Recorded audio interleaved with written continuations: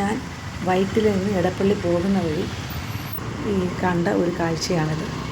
ദിനംപ്രതി വാഹനങ്ങൾ പെരുകിക്കൊണ്ടിരിക്കുന്ന അവസ്ഥയാണ്. ആ സമയത്താണ് ഇത്രയും ബ്ലോക്ക് കാണുന്നത്. ചെറുതും വലുതുമായ വാഹനങ്ങളാണ് സഞ്ചരിക്കുന്നത്. പിന്നെ നമുക്ക് ബ്ലോക്ക് അനുഭവപ്പെടുന്നത് സുലഭമാണ്.